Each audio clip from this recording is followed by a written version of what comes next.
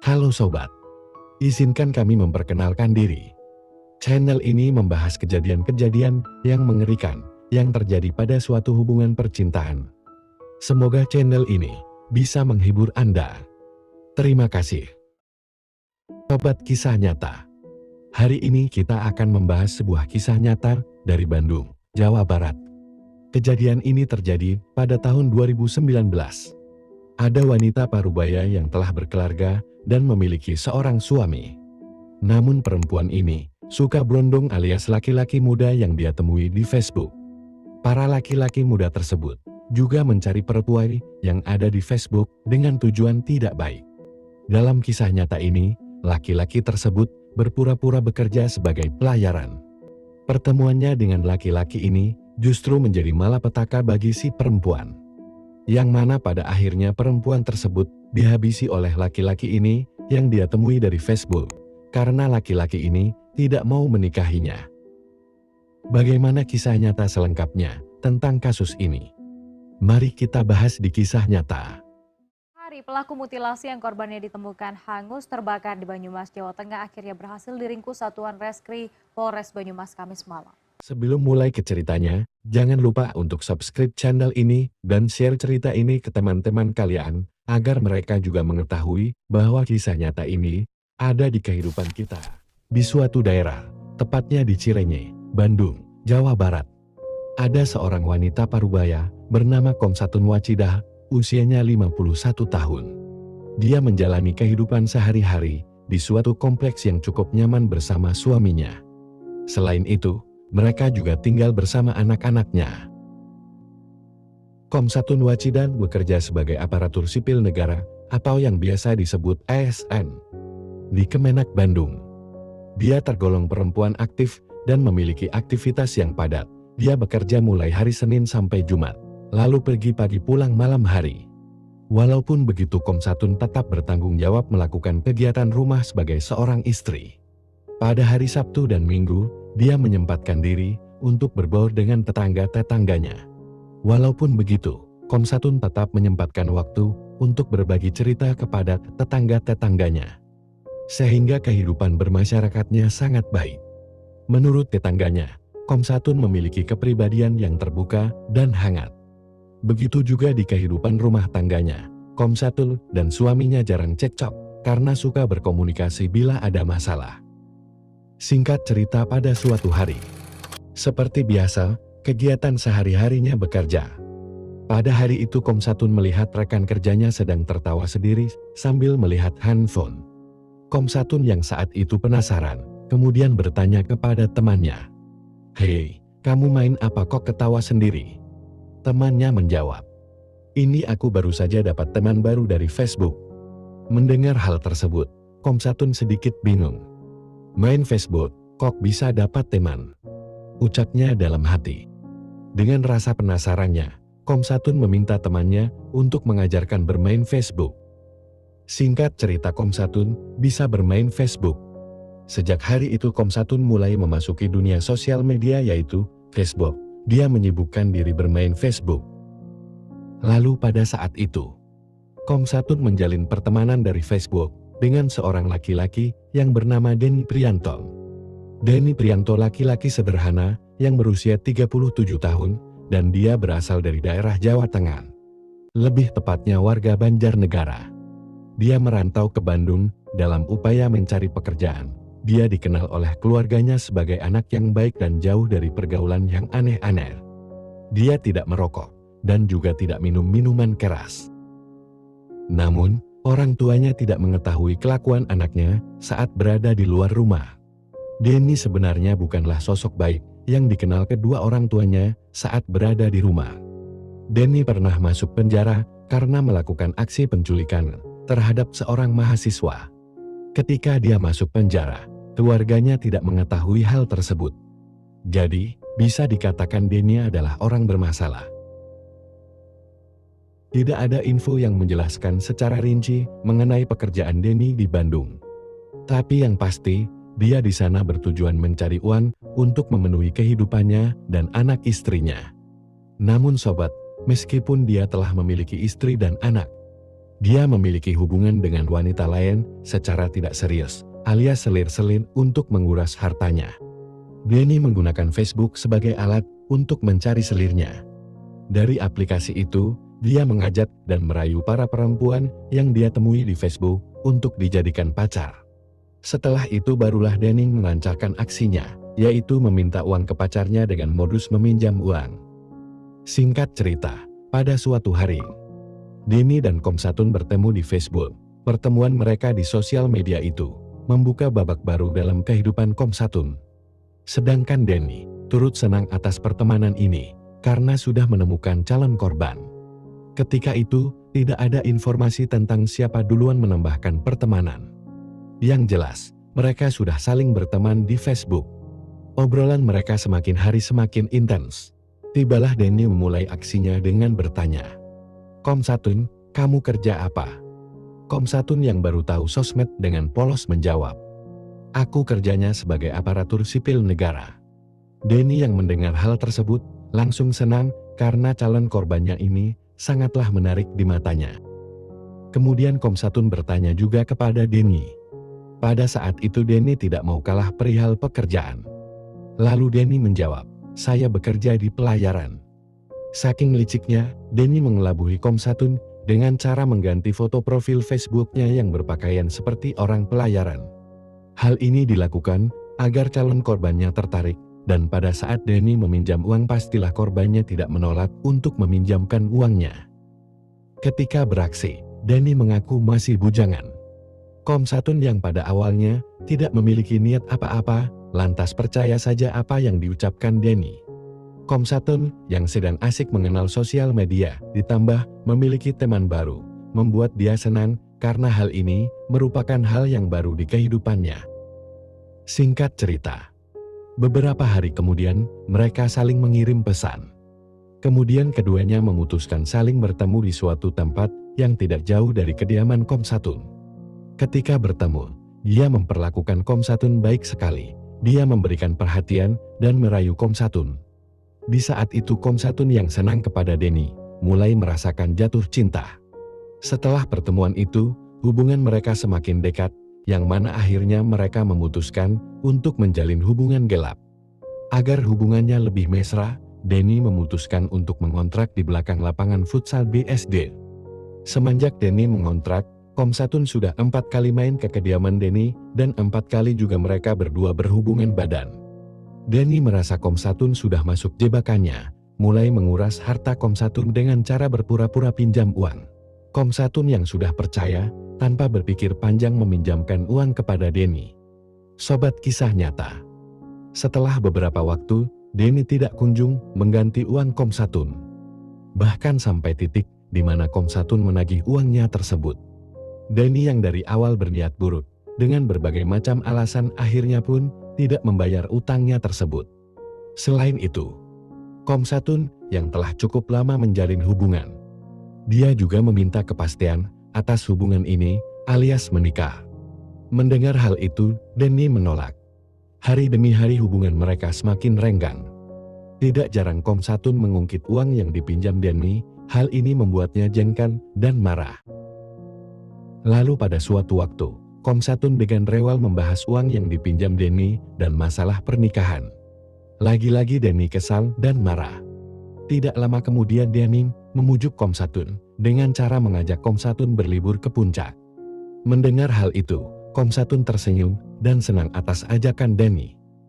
Singkat cerita tibalah pada hari Minggu tanggal 7 Juli tahun 2019, saat itu sekitar pukul 9 pagi.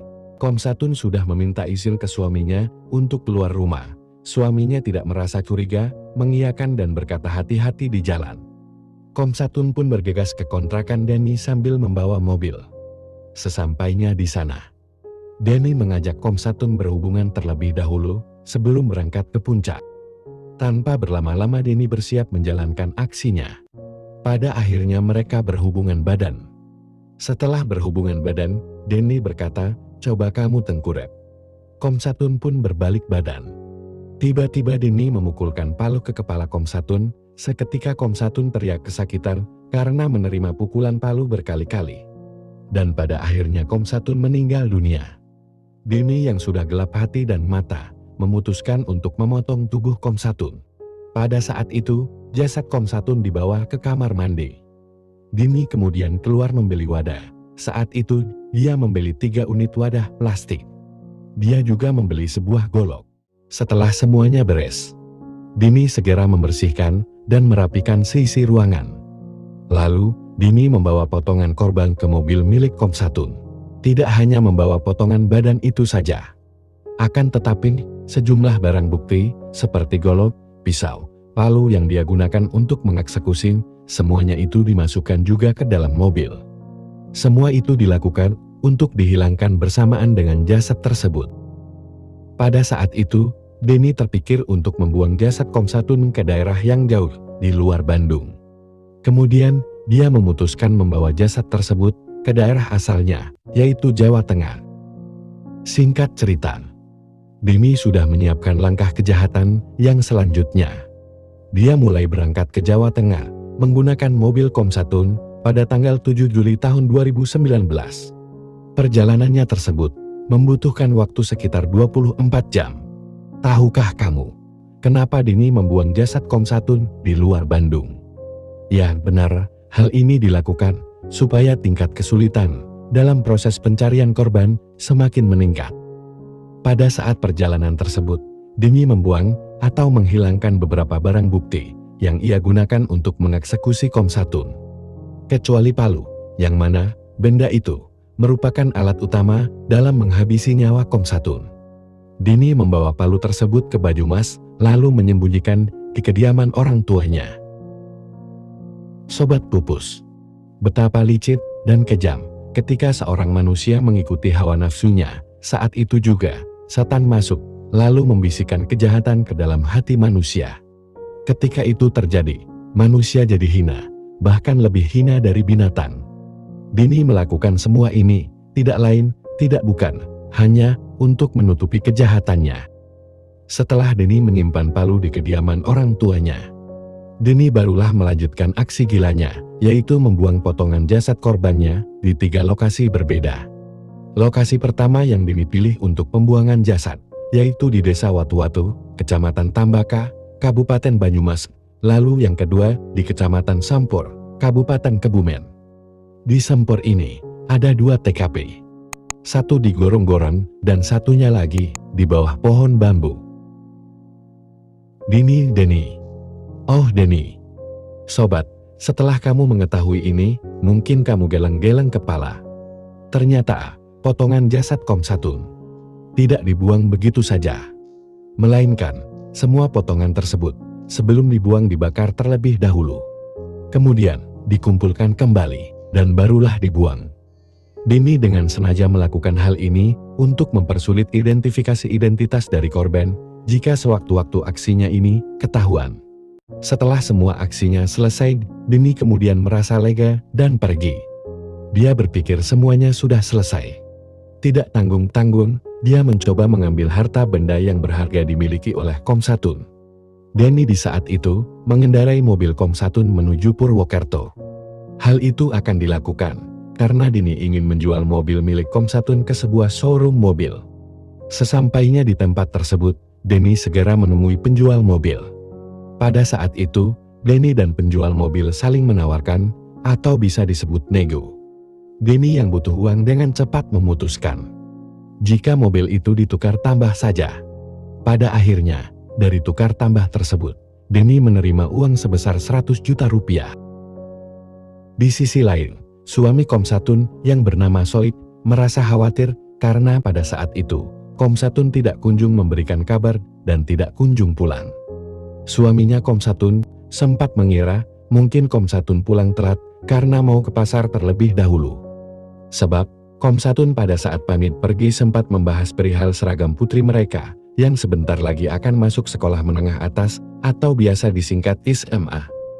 Namun, setelah menunggu lama sampai matahari terbenam, tepatnya pukul 17.44 waktu Indonesia bagian Barat, Komsatun tidak ada kabar.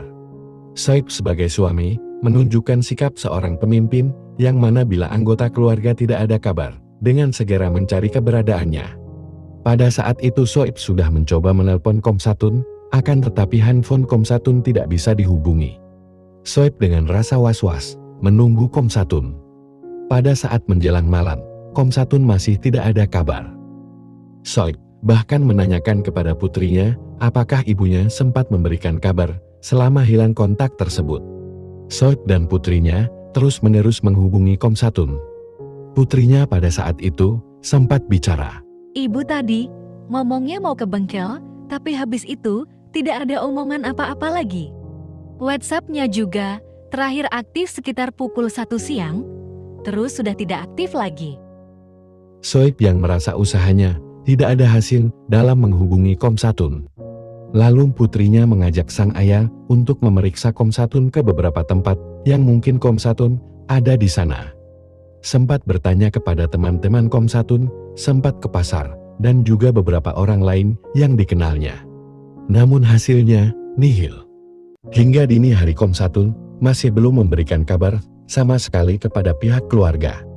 Soib yang semakin khawatir dan takut terjadi apa-apa, akhirnya dia memutuskan untuk mencoba menyambangi ke tempat kerja Komsatun. Sesampainya di sana, Soib menanyakan keberadaan Komsatun kepada penjaga kantor, namun tidak ada yang mengetahui keberadaan Komsatun. Lalu, Soib yang merasa usahanya tidak ada titik terang, akhirnya Soib pun kembali ke rumah. Pada besok pagi, sekitar pukul 5 pagi, Soib kembali ke tempat kerja Komsatun, mencoba untuk mencari sang istri lagi. Soib menganggap kemungkinan sang istri ikut rombongan haji bersama rekan kerjanya. Lalu, Soib tiba di kantor sang istri sekitar pukul 6 pagi. Pada saat itu, tidak ada orang di sana, hingga beberapa waktu kemudian, tiba-tiba ada satpam kantor yang biasa berjaga.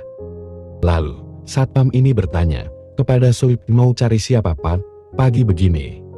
Soib menjawab, ada istri saya tidak ya? Bu Atun, tidak ada. Dia tidak ikutkan, karena sudah bukan bagian haji, ucap satpam.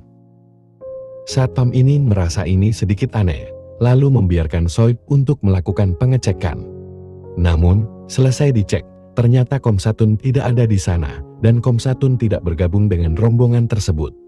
Soib yang bingung, mulai merasa ada yang tidak beres, serta menaruh curiga. Pada akhirnya Soib pun menyerah, dia tidak menemukan istrinya tersebut, dan kemudian timbullah rasa curiga. Pada saat itu, Soib mengingat Komsatun pergi dari rumah menggunakan mobil, lalu dia segera pulang ke rumah. Tiba di rumah, Soib langsung mencari BPKB mobil, karena dia curiga, apa jangan-jangan Komsatun mencoba menjual mobil tersebut. Pada saat dicek, ternyata benar BPKB mobil sudah tidak ada dalam lemari. Di sisi lain, Soib terus berusaha mencoba untuk mencari Komsatun. Soib juga sempat berkomunikasi dengan pihak Depak Kanwil Kota Bandung dan melaporkan kehilangan istrinya ini ke Polsek Cilunyi. Semenjak istrinya hilang, dari mulai hari Senin hingga hari Rabu, Soib tidak kunjung mendapatkan titik terang. Singkat cerita, beberapa hari kemudian, pada suatu hari, ada seorang warga yang sedang berjalan di sekitar hutan milik perhutani Banyumas. Tiba-tiba orang tersebut dikejutkan dengan penemuan beberapa anggota tubuh yang sudah hangus terbakar. Melihat hal itu, seorang tersebut berlari sekuat tenaga, lalu berteriak dan sambil meminta bantuan. Pada saat itu juga, dia melaporkan temuannya ke pihak polisi. Pada saat itu, pihak kepolisian yang menerima laporan tentang penemuan potongan tubuh tersebut segera menindaklanjuti kasus ini. Tidak butuh waktu lama, pihak kepolisian tiba di lokasi dan langsung mengidentifikasi potongan tubuh tersebut. Setelah melalui proses yang rumit, potongan tubuh itu teridentifikasi sebagai seorang perempuan dengan identitas bernama Komsatun Wacida. Soib yang mendapatkan informasi dari Polres Banyumas merasa terkejut atas info yang dia terima itu. Dia menyatakan memang betul istrinya hilang beberapa hari belakangan ini, namun dia belum yakin kalau potongan jasad yang ditemukan itu adalah sang istri. Kemudian, Soib diminta langsung melihat potongan tubuh yang ditemukan tersebut. Sesampainya di tempat, Soib segera memeriksa potongan jasad tersebut. Setelah diperiksa, Soib barulah percaya bahwasanya jasad ini benar sang istri. Singkat cerita, beberapa hari kemudian, pihak kepolisian berusaha untuk mencari jejak pelaku. Saat itu tim polisi memeriksa jejak digital milik Komsatun. Ditemukanlah beberapa bukti yang sangat kuat. Polisi segera mengantongi satu nama pelaku, yaitu Denny. Setelah mengantongi nama pelaku, kepolisian mencari keberadaan Denny. Tanpa berlama-lama, pihak kepolisian berhasil menangkap Denny yang ternyata bersembunyi di daerah Banyumas selepas menjual mobil Komsatun. Denny pun ditangkap dan dibawa ke kantor polisi untuk dimintai keterangan. Pada saat diinterogasi, Denny mengelak, lalu memberikan penjelasan palsu, hingga membuat proses hukum menjadi lama. Singkat cerita, beberapa bulan kemudian, Denny menjalani beberapa kali persidangan. Pada tanggal 2 Januari tahun 2020, di Pengadilan Negeri Banyumas, Jawa Tengah, ini merupakan sidang putusan akhir bagi Denny. Terlihat, Denny hanya bisa tertunduk dan menangis ketika hakim ketua membacakan surat putusan bahwasanya Denny dijatuhi hukuman mati. Sementara itu, jenazah Komsatun dipulangkan ke keluarga dan dimakamkan di Pemakaman Umum Gambon, Wetan Danujo, Kecamatan Kedu, Temanggung, pada Minggu tanggal 14 Juli tahun 2019. Inilah akhir cerita. Jika Anda berselingkuh, share cerita ini ke keluarga kalian, supaya mereka tahu kisah ini ada di kehidupan kita.